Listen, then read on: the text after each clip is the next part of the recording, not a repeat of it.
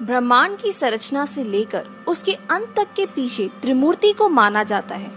ब्रह्मा इसकी रचना करते हैं, विष्णु जी इसके अंत होने तक का संरक्षण और शिव जी अंत। ऐसी मान्यता है कि जब भी इस धरा पर मनुष्य कर्मों से भटक कर अधर्म की राह पर चलने लगता, तब स्वयं विष्णु जी इस धरती पर अवतार लेते हैं। श्री भगवद गीता में भी श्री कृष्ण ने इसी बात की पुष्टि की है। यदा यदा हि धर्मस्य ग्लानिर्भवति भारत अभ्युत्थानं अधर्मस्य तदात्मानं सृजाम्यहम् परित्राणाय साधूनां विनाशाय च दुष्टतमाः धर्म संस्थापनार्थे स्वभावं युगे युगे।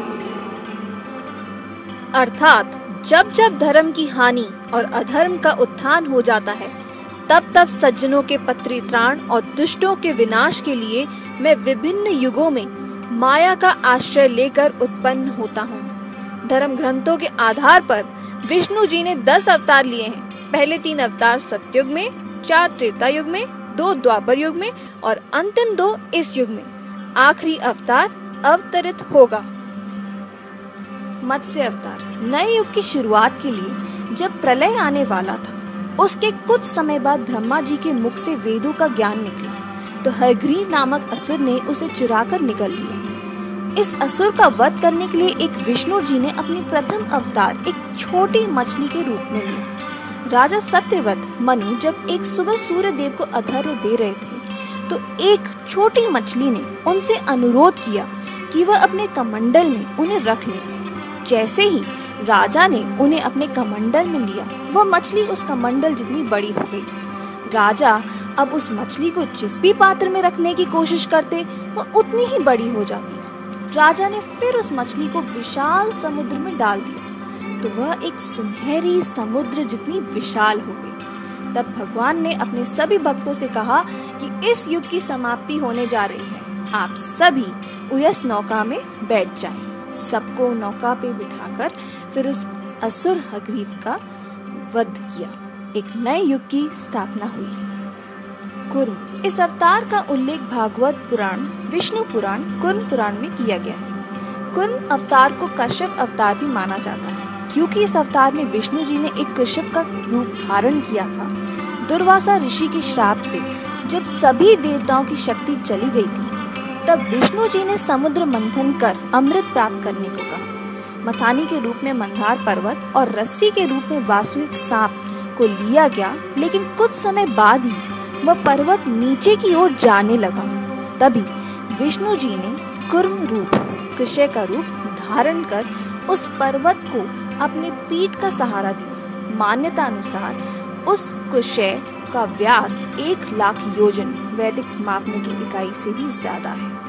बहरहाल विष्णु जी ने यह अवतार धरती को बचाने के लिए लिया था। असुर हिरण्यकश्यप ने जब पृथ्वी को समुद्र में जाकर छिपा दिया, उस समय सभी देवताओं ने मिलकर ब्रह्मा जी से धरा को बचाने के लिए प्रार्थना की, और तभी उनकी नासिका से भगवान विष्णु ने 12 के रूप में अवतार लिया।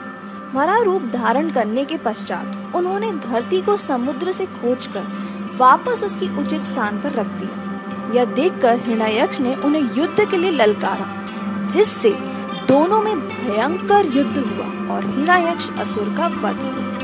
नरसिंह अवतार दक्षिण भारत में वैष्णव संप्रदाय के लोगों में विष्णु जी के इस रूप की ही पूजा की जाती है। दैत्यों के राजा हिरण्यकश्यप को यह वरदान मिला था कि ना ही उसे कोई देवता मार सकते हैं, ना मनुष्य और ना ही कोई जानवर या पक्षी।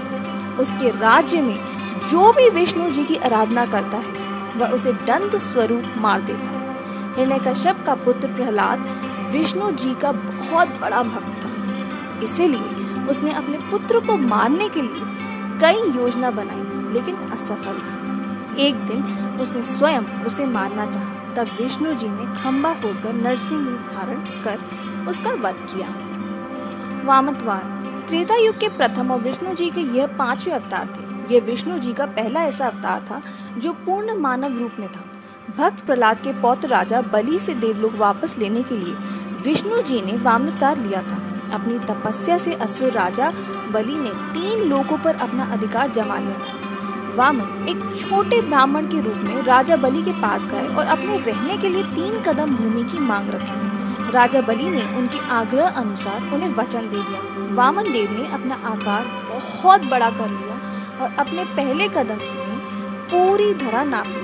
दूसरे में देवलोकों को और तीसरे के लिए कोई जगह न होने के कारण राजा बलि ने अपना सिर दे दिया। उनकी इस वचनबद्धता के कारण विष्णु जी ने उन्हें पाताल लोक देना चाहा और उनके सर पर पैर रखा। परशुराम।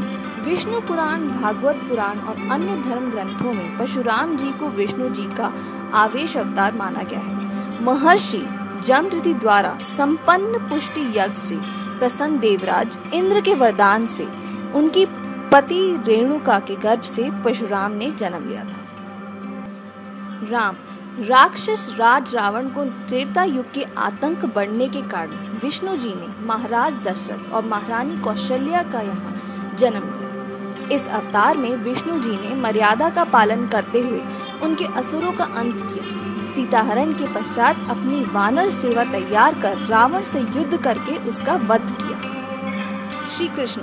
विष्णु जी ने अपना ये अवतार द्वापर युग में अधर्मी कंस के वध के लिए लिया था। आकाशवाणी के अनुसार कंस का वध उसकी बहन देवकी की 8वीं संतान द्वारा होना तय था। इसके कारण उसने अपने बहन को बंदी बनाकर रखा और उसके बच्चों को जन्म के तुरंत बाद ही मार डाला।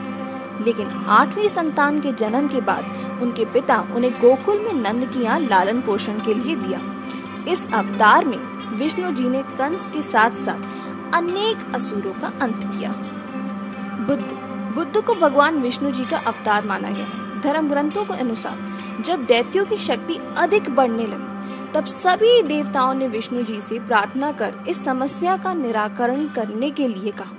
भगवान ने बुद्ध के रूप में अवतार लेकर दैत्यों को यज्ञ न करने का उपदेश दिया, जिससे उनकी शक्तियों में कमी आने लगी और फिर देवताओं ने उन पर हमला कर उनका वध किया। कलयुग के अंत और सतयुग